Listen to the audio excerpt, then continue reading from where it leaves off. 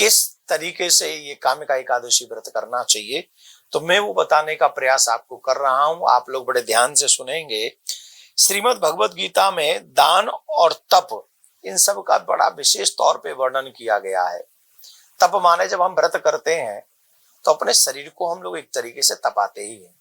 तो श्रीमद् भगवत गीता में ये कहा है, यज्ञ दान तपः कर्मम न त्याज्यम कार्यमेव तत्। अर्थात मनुष्य को प्रयास करके 3 कार्य कभी नहीं छोड़ने चाहिए। वो 3 कार्य कौन से हैं? बोले, एक यज्ञ, एक तप और एक दान। इन तीनों कार्यों से मनुष्य शुद्ध होता है, मनुष्य पवित्र होता है। इस कार्य को करते रहना चाहिए। परंतु कलयुग में तो यहां तक कहा गया है कि कल काल में अगर हमसे यज्ञ थोड़े कम हो, तप भी थोड़ा कम हो, तो भी कोई बात नहीं है। परंतु हमको क्या करना चाहिए कि हमें कलयुग में दान से विशेषतः रुचि रखनी चाहिए। प्रयासरत रहकर जीव को दान करते रहना चाहिए। दान से व्यक्ति का चित्त शुद्ध होता है, वित्त शुद्ध होता है और फिर जीवन शुद्ध होता है। इसके लिए दान से कभी भी पीछे नहीं हटना चाहिए। और जो लोग दान करते रहते हैं उनका तो फिर कहना ही क्या है। और जो श्रावण मास की कामिका एकादशी का व्रत करते हैं, बहुत बड़ा फल है।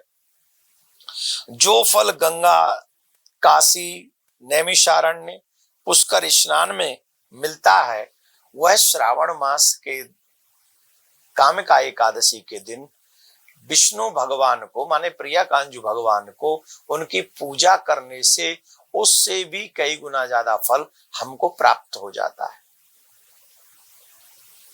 और भगवान कहते हैं, मुझे कोई सोने से नहीं ले सकता, मुझे चांदी से नहीं खरीद सकता, मुझे कोई संपत्ति से नहीं खरीद सकता, लेकिन तुलसी दल से मुझे खरीद सकता है। इस दिन प्रयासरत होकर मनुष्य को नारायण भगवान की सेवा करनी चाहिए।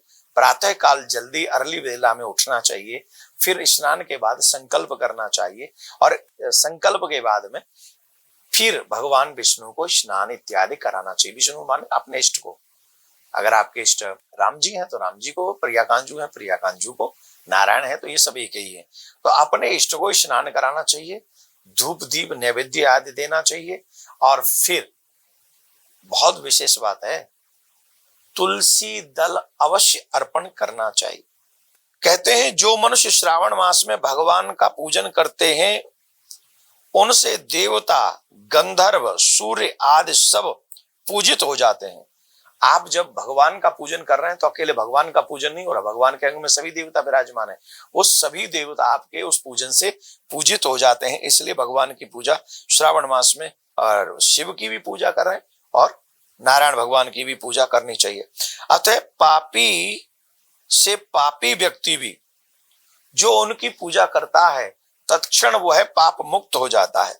हे नारद, स्वयं भगवान ने यह कहा है कि काम का व्रत से जीव कुयोनि में, अगर कभी बुरी योनि में चला भी जाए, गया हो, उसमें से फिर कभी दोबारा जो काम का व्रत कर लेगा वो किसी और बुरी योनि में नहीं जाएगा, उसका कल्याण होगा।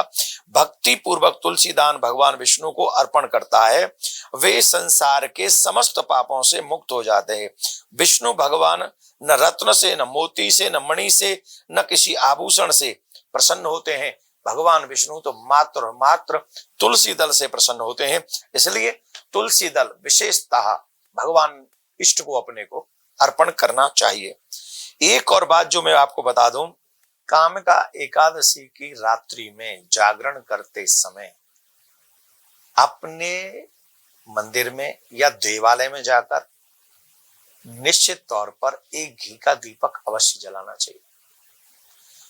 जो मनुष्य कामिका एकादशी की रात घी का दीपक जलाता है भगवान के मंदिर में रात्रि में, वह उसके जो पितृ हैं, पितृलोक में जो उसके पितृ हैं, वह पितृ अमृत पान करते हैं, स्वर्ग लोक में अमृत पान करते हैं। तथा जो भी वह तेल का दीपक या घी का दीपक जलाते हैं, वे करोड़ों दीपकों से प्रकाशित होकर सूर्य के लोक के लिए प्रस्थान करते हैं। तो प्रयासरत होकर, आज मेरी बात पे आपको लगता होगा कहाँ ये सूर्यलोक की बातें कर रहे हैं, क्योंकि आज हमें सूर्यलोक दिखाई तो नहीं पड़ रहा। परंतु जब आप मेरी बात पे विश्वास करके जला लेंगे, एक दीपक जलाने में आपका कुछ जाना नहीं, आप भी जलाइए, अपने बच्चों के हाथों से भी जलवाइए, आपका जाना क्या है। लेकिन या तो वो तिल का तेल हो या फिर घी हो, घी शुद्ध हो, अशुद्ध ना हो, तो आपको निश्चित तौर पे भगवत प्राप्ति होगी, भगवान के धाम की प्राप्ति होगी। इसलिए प्रयासरत होकर कामिका एकादशी व्रत 21 जुलाई को हमको करना है। इसकी कहानी भी बड़ी अद्भुत है। एक कोई बहुत दुष्ट प्रकार का बलवान व्यक्ति था। अब इसमें तो थोड़ा वर्णन दिया है, लेकिन आज के युग में जाति का वर्णन करना ठीक नहीं है। तो उस दुष्ट प्रकार के व्यक्ति ने बहुत क्रोधी था, बल भी बहुत था, उसने एक ब्राह्मण को मार दिया था। अब ब्राह्मण को मार के उसे बाद में पछतावा हुआ, करे मेरी तो मेरी ब्रह्म हत्या हो गई। तो फिर उसने सोचा कि मुझे क्या करना चाहिए, तो कम से कम मैं इसका कर्मकांड कर दूं, अंतिम संस्कार कर दूं, तो मुझे कुछ पापों से मुक्ति मिलेगी। तो अन्य ब्राह्मणों ने उसका अंतिम संस्कार नहीं करने दिया, बोले तू ब्रह्म हत्यारा है, हम तेरे हाथों से इस बेचारे का अंतिम संस्कार नहीं होने देंगे।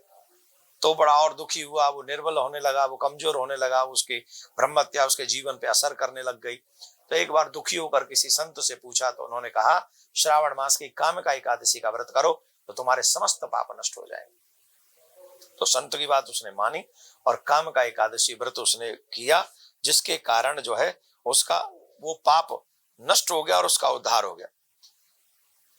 कामिका एकादशी के दिन कई शुभ योग बन रहे हैं और इन योगों में किया हुआ जप, की हुई पूजा, किया हुआ दान मनुष्य को कई गुना ज्यादा फल देते हैं।